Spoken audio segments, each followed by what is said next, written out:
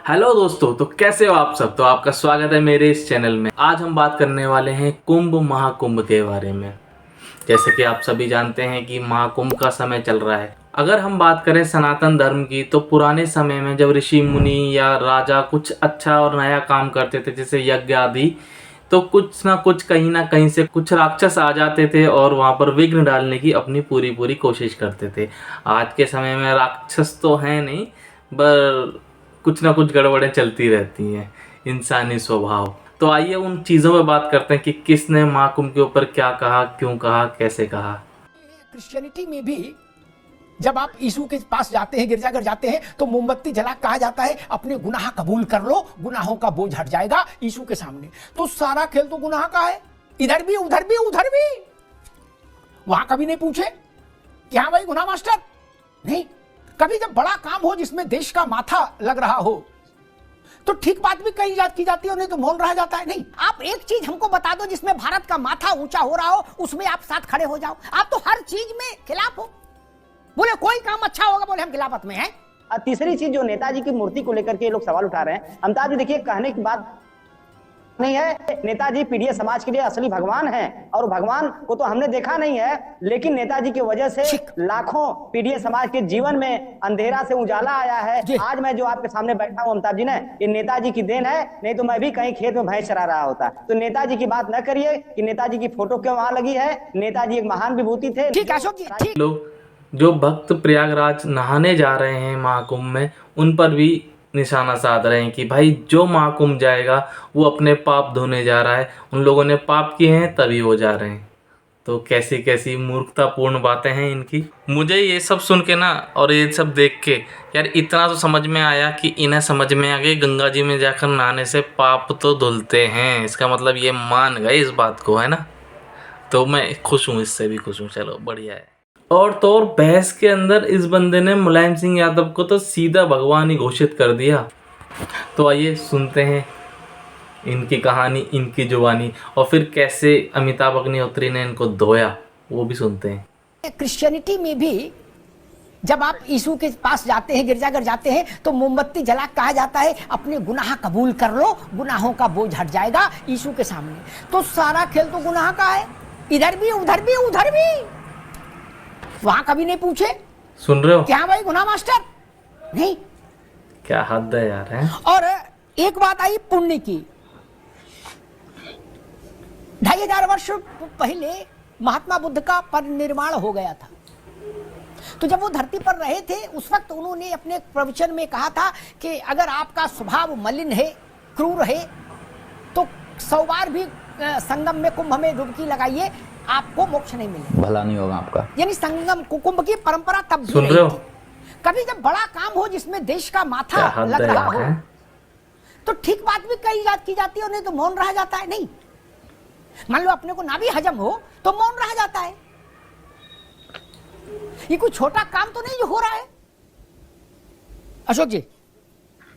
अमिताभ जी देखिए, आपने कई सारे सवाल पूछे और बेसिकली आपने अफजाल अंसारी जी को कोट किया है। तो उनका जो सवाल था, उन्होंने जो सवाल खड़े किए, मुझे लगता है नहीं, वो बेसिकली वो अफजाल अंसारी इतने बड़े आदमी नहीं कि बेसिकली उनका, मैंने तो मूल सवाल ये पैदा किया, आपसे पूछा कि भैया हज वालों से ऐसा पूछ सकते हो क्या, पाप धोने वाला विषय। और दूसरा मूल सवाल, आपका पीडीए, पिछड़ा, दलित, कोरी, कुर्मी, कुशवाहा है, यादव में 2 गोत्र, ये जो आपकी मैथमेटिक्स है, ये तो संगम में फेल हो गई। वही बामन है, वही कुर्मी है, वही कोरी है, नहीं, और वही ये तो आस्था का विषय है। और सुन रहे हो, आस्था के विषय में एक नई चीज है जो मैं आपको बताऊंगा कि आज तक कुंभ में कभी राजनीति नहीं हुई। 2013 में जो हम लोगों का कुंभ था, 14 जनवरी से 10 मार्च तक चला, और उसके बारे में मैंने अभी देख रहा था, बीबीसी ने, स्काई न्यूज ने और द गार्जियन ने, रेडियो फ्रांस ने, तमाम ऐसे 200 मीडिया घराने विदेश से आए थे और भूरी भूरी प्रशंसा किए हमारे जमाने का जो कुंभ था 2013 का, माननीय राशिद हजी के आयोजन में, के लीडरशिप में जो आयोजन हुआ था। और जो क्राउड मैनेजमेंट था अमिताभ जी 2013 का, वो क्राउड मैनेजमेंट की नकल कर रही होगी सरकार। हमने जो क्राउड मैनेजमेंट किया था, ये इतना महान कुंभ का हमने आयोजन किया था, वो संस्थाएं और वो लोग, आप रिपोर्ट उठा के देख लीजिएगा कितना तारीफ की गई है, और बहुत कम पैसे में किया गया था। हम लोगों का जो बजट था 1152 करोड़ रुपए, जो कि एसोचेम ने जो बताया था, वो लगभग खर्च हुआ 1017 करोड़ रुपए। तो इतना कम पैसे में इतना भव्य आयोजन हमने किया था कि कहीं कोई दिक्कत नहीं हुई। भगवान राम को उन्होंने नाव से पार कराया था निषाद समाज ने, और उन्हीं को महाकुंभ से बाहर ठेल दिया, महाकुंभ मेला क्षेत्र से बाहर भगा दिया, भागो भागो भागो यहाँ से। तो आज निषाद समाज के ऊपर रोजी रोटी का संकट आ दिया। ठीक है अशोक जी, ठीक, अब रुकना होगा, अब रुकना होगा। समाजवाद, ठीक है अशोक जी, अब रुकना होगा। समाजवादी पार्टी का यह प्रचार गलत है, तथ्यात्मक नहीं है, जो उसने सुबह से चलाने की कोशिश की कि प्रयागराज में नाव नहीं चल रही संगम में, वो झूठ था प्रचार। नाव चल रही है, नाविक ही चला रहे हैं। इसलिए ऐसा भी मैंने शुरुआत में कहा, आप एक चीज हमको बता दो जिसमें भारत का माथा ऊंचा हो रहा हो, उसमें आप साथ खड़े हो जाओ। आप तो हर चीज में खिलाफ हो। बोले कोई काम अच्छा होगा, बोले हम खिलाफत में हैं। हमने सुबह तहकीकात की कि नाव नहीं चल रही क्या, तो हमको लोगों ने वीडियो भेज दिए सैकड़ों। कम से कम इतना तो देख लो यार, कहां कौन आपको समझा रहा है ये सब झूठ सच।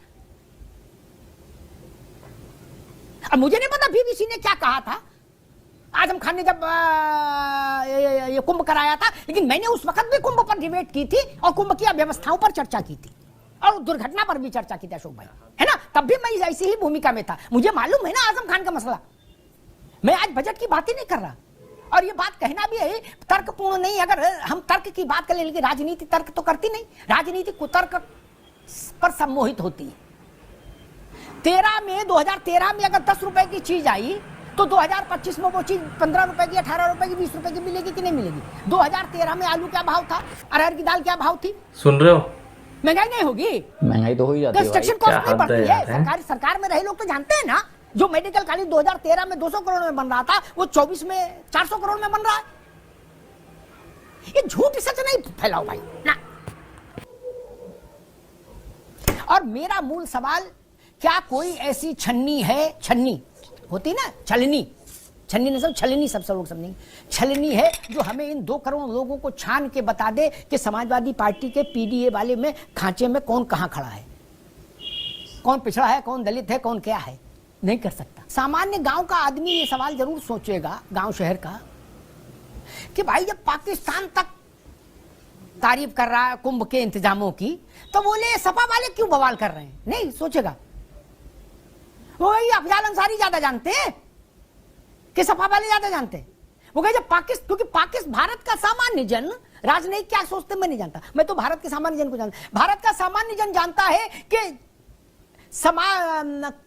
जितने हमारे राजनीतिक दल हैं, वो जितनी कटु बात कह सकते हैं अगर विपक्ष में है, उससे 1000 गुना कटु बात हमेशा भारत के लिए पाकिस्तान कहता है, सब जानते हैं। तो अगर पाकिस्तान कह दे कि नहीं भाई इंतजाम तो माशाअल्लाह है, जलवा अफरोज है, तो आदमी कहता फिर तो सपा वालों को ताली बजा देनी चाहिए थी। नहीं, इतनी कंजूसी का है कि योगी सरकार को पाकिस्तान तारीफ कर रहा है, उससे जो कुंभ का आयोजन है। हमारी सरकार के कुंभ का आयोजन का तारीफ फ्रांस ने किया, अमेरिका ने किया, बीबीसी ने किया, द गार्जियन ने किया। यही मूलभूत अंतर है। हमें यूरोपियन कंट्री हमको सराहे, योगी बाबा। हाँ, आपका यूरोपियन से ज्यादा रहा। हाँ नहीं ठीक है, आपका एक्सपोजर यूरोपियन में ज्यादा रहा। बिल्कुल, समाजवादी पार्टी का एक्सपोजर वहाँ ज्यादा रहा। अमिताभ जी पाकिस्तान का कल्चर लाना चाह रहे हैं यूपी में ये लोग, तो इसीलिए पाकिस्तान और भाजपा का इंटरकनेक्शन है, बहुत मजबूत है। कि एक चीज इन्होंने स्वीकारा कि हमारे पार्टी के हजारों कार्यकर्ता कुंभ में हैं, तो इन्हीं की बात को मैं आगे बढ़ा रहा हूं अमिताभ जी। क्यों हजारों कार्यकर्ता जो हमारे हैं वहां कुंभ में, वो सिर्फ श्रद्धालुओं की सेवा करने के लिए हैं। अगर कहीं कोई कमी बेसी होती है तो हमारे राष्ट्रीय अध्यक्ष को बताएंगे, हम वहां से सुविधाएं अवेलेबल कराएंगे अपने हिसाब से। और तीसरी चीज, जो नेताजी की मूर्ति को लेकर के लोग सवाल उठा रहे हैं, अमिताभ जी देखिए कहने की बात नहीं है। आज के दौर में जो पीडीए समाज का सामाजिक, आर्थिक और राजनीतिक उन्नयन जो हुआ है, उसमें नेताजी का अतुलनीय योगदान है। वो नेताजी के लिए, नेताजी पीडीए समाज के लिए असली भगवान हैं। और भगवान को तो हमने देखा नहीं है, लेकिन नेताजी की वजह से लाखों पीडीए समाज के जीवन में अंधेरा से उजाला आया है। आज मैं जो आपके सामने बैठा हूँ अमिताभ जी ने, ये नेताजी की देन है, नहीं तो मैं भी कहीं खेत में भैंस चरा रहा होता। तो नेताजी की बात न करिए कि नेताजी की फोटो क्यों वहां लगी है। नेताजी एक महान विभूति थे। नेताजी नहीं रहते, इस प्रदेश के, इस देश के पिछड़ों, दलितों, आदिवासियों, अल्पसंख्यकों और शोषित वंचित आगड़ों का ठीक है अशोक जी, ठीक है, ठीक उन्नयन हुआ नहीं होता। ठीक है, ठीक। कुछ बात ठीक है लेकिन सारी बात ठीक नहीं। अशोक भाई की जो उन्होंने कही, ऐसा नहीं, मुलायम सिंह से पहले भी इस देश में पिछड़े वंचित दलित बड़े पदों पर पहुंचे थे, ऐसा नहीं सब भैंस चरा रहे थे। इसलिए चीजों को इतना फिल्मी अंदाज भी मत दो यार कि मुलायम सिंह जी हुए, ऐसा भी नहीं है। उससे पहले का नाम बताऊं, वो कोई भैंस नहीं चरा रहे थे। दर्शन सिंह यादव भैंस चरा रहे थे, नहीं लटूरी सिंह यादव भैंस चरा रहे थे, राजेंद्र यादव भैंस चरा रहे, नरेंद्र सिंह यादव के बाप भैंस चरा रहे थे। तो मुलायम सिंह के इलाके के मैंने 4 नाम बता दिए। इनकी सबकी कोठियां थी और सब कमांडर जीप पर चल रहे थे लेके बंदूक। कौन भैंस चला रहा था? अशोक जी, हमको मालूम है जन्नत की हकीकत क्या महाराज। हम इस देश के चप्पे चप्पे से जमीन से परिचित है, हमें किताब की जरूरत थोड़ी ना। हमने 4 नाम बता दिए, आप नहीं। उदय प्रताप जी से पूछना, वो बड़े बुजुर्ग हैं, वो बताएंगे। ये के अग्निहोत्री जी ने 4 नाम लिए, इन ये कौन लोग थे, इनकी हैसियत क्या थी। मुलायम सिंह के पहले के पता लग जाएगा। उनके विकास में तो मुलायम सिंह का योगदान नहीं था, क्योंकि तब मुलायम सिंह जी का विकास नहीं हुआ था। मुलायम सिंह तो तब जैन इंटर कॉलेज करहल में टीचर थे, ये ना सच है। उनका योगदान है, लेकिन ऐसा भी मत कहिए कि उनसे पहले सब भैंस चरा रहे थे। नहीं, पिछड़े दलितों का एम्पावरमेंट एक सतत प्रक्रिया है।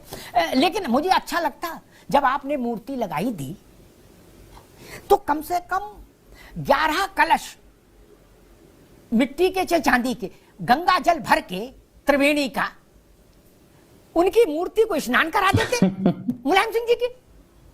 नहीं, सही बात है, ये शास्त्र सम्मत था, इसमें आपकी राजनीति भी आड़े नहीं आती। पीडीए से, पीडीए वाला भी नहाता, ऐसा तो नहीं कि जो पीडीए वो नहाता नहीं। और आपका चेहरा भी सुरखरू हो जाता, तब आप ओपी सिंह पर चढ़ के बात करते कि हमारे नेताजी ने आज देखो। इन लोगों से कुछ भी नहीं होता, इन लोगों से बस पॉलिटिक्स करवा लो, राजनीति करा लो। राजनीति नहीं, गंदी राजनीति करा लो, लोगों को बदनाम करा लो, धर्म को बदनाम करा लो, यही आता है ना, इसके अलावा कुछ नहीं आता। कैसे भी अपने पॉइंट्स बढ़ाने हैं दूसरे धर्मों के लिए। लेकिन यार मैं तो यही कहता हूँ, सब एक है ना, तो एक रहो। वो अपनी आस्था में आस्था रखें, अपने धर्म में आस्था रखें, हम अपने धर्म में आस्था रखें, पर जो करें ईमानदारी से करें।